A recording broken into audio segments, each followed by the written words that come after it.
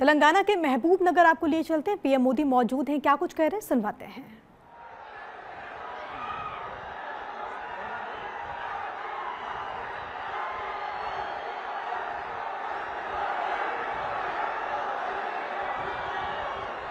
ये जो आगे हैं इनको पीछे करिए। वो जो दिव्यांग बहनें हैं उनको तकलीफ हो रही है।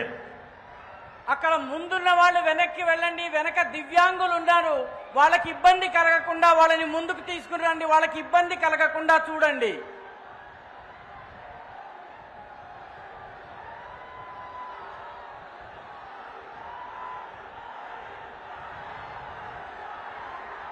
भारत माता की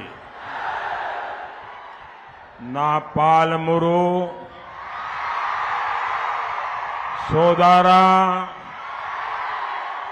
సోదారా మణిలాల్కు నా హృదయపూర్వక నమస్కారాలు।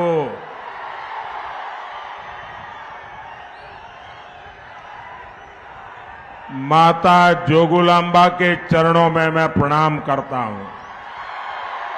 నా పాలమూరు సోదర సోదరీమణులకు నా హృదయపూర్వక నమస్కారాలు। తల్లి జోగులాంబకు ఆమె చరణాలకు నేను నమస్కరిస్తున్నాను। तेलंगाना के लोग जानते हैं ये चुनाव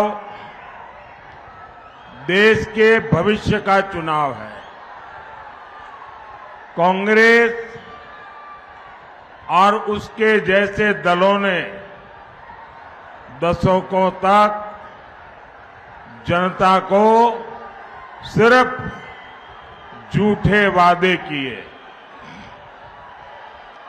लेकिन अब देश मोदी की गारंटी देख रहा है। मोदी की गारंटी मतलब विकास की गारंटी, मोदी की गारंटी मतलब राष्ट्रीय सुरक्षा की गारंटी, मोदी की गारंटी मतलब विश्व में भारत के सम्मान की गारंटी, मोदी की गारंटी मतलब अगले 5 वर्षों में गरीबों के लिए 3 करोड़ नए घर बनाने की गारंटी, मोदी की गारंटी मतलब 70 वर्ष से अधिक आयु के हर बुजुर्ग को मुफ्त इलाज की गारंटी। और मोदी गारी गारंटी अंटे गारंटी गा పూర్తయ్యే గ్యారంటీ। తెలంగాణ ప్రజలకు తెలుసును, ఈ ఎన్నికలు భవిష్యత్తును నిర్ధారించే ఎన్నికలు। కాంగ్రెస్ దాని మిత్రపక్షాలు దశాబ్దాల కొద్దీ ప్రజలకు కేవలం తప్పుడు వాగ్దానాలు మాత్రమే చేస్తూ వచ్చాయి। కానీ ఇప్పుడు దేశానికి మోదీ గ్యారంటీని చూసే అవకాశం లభించింది।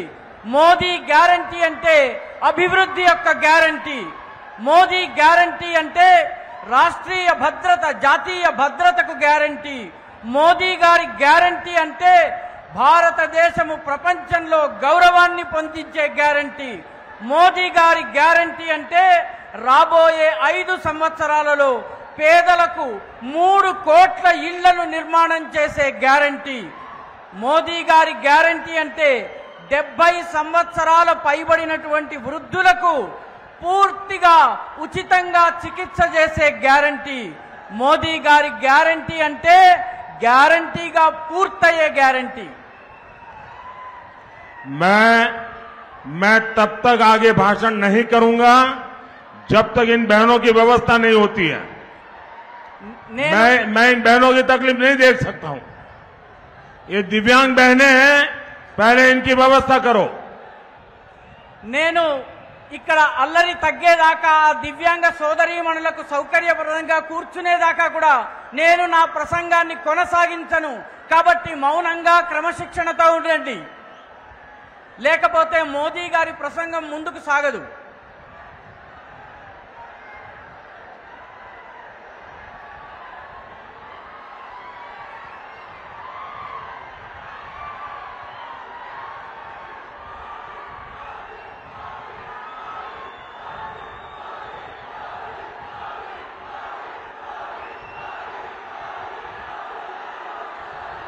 इनको चेयर दे करके ठीक से बिठाइए,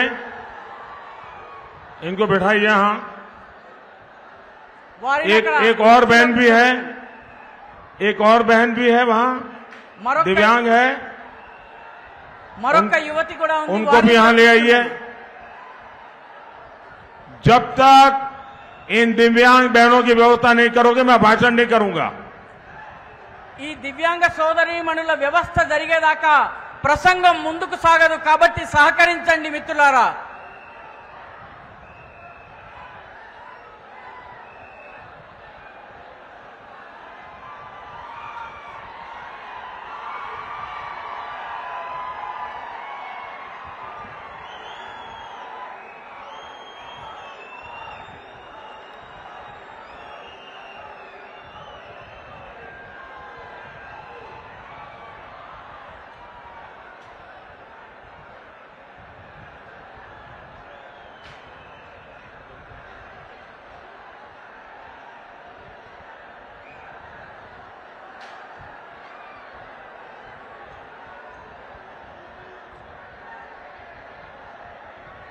भारत माता की, भारत माता की। मैं इन दिव्यांग बहनों का हृदय से आभार व्यक्त करता हूं। इतना कष्ट उठाकर वो हमें आशीर्वाद देने आई है, मैं उनका बहुत आभार व्यक्त करता हूं। నేను ఈ దివ్యాంగ సోదరీమణులకు హృదయపూర్వకమైనటువంటి ధన్యవాదాలు చెప్తున్నాను। ఎందుకంటే ఇన్ని కష్టాలకు ఓర్చి వాళ్ళు మాకు ఆశీర్వాదాన్ని ఇవ్వడానికి వచ్చారు, కాబట్టి నా హృదయపూర్వక ఆశీర్వాదాలు। साथियों, पिछले 10 वर्षों में देश इतना आगे बढ़ा है। 10 साल में हमने तेलंगाना के लिए लाखों करोड़ रुपए भेजे, लेकिन ये पैसे कहां गया? ये पैसा करप्शन का एटीएम लगाकर पहले बीआरएस ने अपनी जेब भरी और अब कांग्रेस भी उसी तरह तेलंगाना को लूट रही है। మిత్రులారా, గత 10 సంవత్సరాల్లో దేశము చాలా అభివృద్ధి చెందింది। మేము కూడా తెలంగాణ కూడా ముందుకు వెళ్లేందుకు చాలా ప్రయత్నాలు చేశాము। 10 సంవత్సరాలుగా మేము తెలంగాణకు లక్షల కోట్ల రూపాయలు ఇచ్చాము, పంపించాము। కానీ ఆ డబ్బులన్నీ ఎక్కడికి పోయాయి? ఈ డబ్బులన్నీ అవినీతి ఏటీఎం లోకి వెళ్ళాయి। వాటిని ముందు బీఆర్ఎస్ తన జేబులను నింపుకుంది, ఇప్పుడు కాంగ్రెస్ అదే రకంగా తెలంగాణను లూటీ చేస్తోంది। साथियों, कांग्रेस ढेर सारे वादे करके सरकार में आई थी, लेकिन सरकार बनते ही वो बीआरएस की फोटोकॉपी बन गई। बीआरएस ने जितना वर्षों में लूटा, कांग्रेस उतना भ्रष्टाचार कुछ महीनों में ही करना चाहती है। इंडस्ट्री की बात कहकर आई कांग्रेस ने यहां फेक वीडियो की मैन्युफैक्चरिंग की दुकान खोल ली है। कांग्रेस बीआरएस के कालेश्वरम स्कैम पर कलम तक हिलाने को तैयार नहीं है। जब से कांग्रेस आई, तेलंगाना में RRR टैक्स अलग से लग गया। दिल्ली तक में आप लोगों पर लगे RRR टैक्स की चर्चा हो रही है। మిత్రులారా, కాంగ్రెస్ అనేక వాగ్దానాలు చేసి అధికారంలోకి వచ్చింది। కానీ అధికారంలోకి రాగానే అది బీఆర్ఎస్ యొక్క జిరాక్స్ కాపీగా మారిపోయింది। బీఆర్ఎస్ అనేక సంవత్సరాల్లో ఎంత లూటీ చేసిందో కాంగ్రెస్ అంత అవినీతిని కొన్ని నెలల్లోనే చేయాలని చెప్పి ప్రయత్నం చేస్తోంది। పరిశ్రమల గురించి చెప్పి అధికారంలోకి వచ్చినటువంటి కాంగ్రెస్ ఇప్పుడు ఫేక్ వీడియోల పరిశ్రమను ఇక్కడ ఏర్పాటు చేసింది, దుకాణం తెరిచింది। కాంగ్రెస్ బీఆర్ఎస్ కాలంలో అవినీతి చేసినటువంటి కాళేశ్వరం స్కామ్ గురించి పెన్నును కూడా కదిలించడానికి, కలంను కూడా కదిలించడానికి సిద్ధంగా లేదు. కాంగ్రెస్ అధికారంలోకి వచ్చినప్పటి నుంచి తెలంగాణలో ఆర్ఆర్ ట్యాక్స్ పడుతోంది. ఢిల్లీలో కూడాను ఈ డబల్ ఆర్ ట్యాక్స్ గురించి బాగా చర్చలు జరుగుతున్నాయి.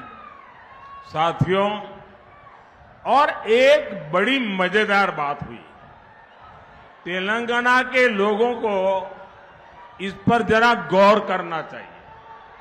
मैं कई दिन से डबल आर टैक्स की बात कर रहा हूं, मैंने किसी का नाम नहीं लिया, लेकिन तेलंगाना के मुख्यमंत्री अब इस आरोप पर मीडिया के सामने जाकर खुद सफाई दे रहे हैं।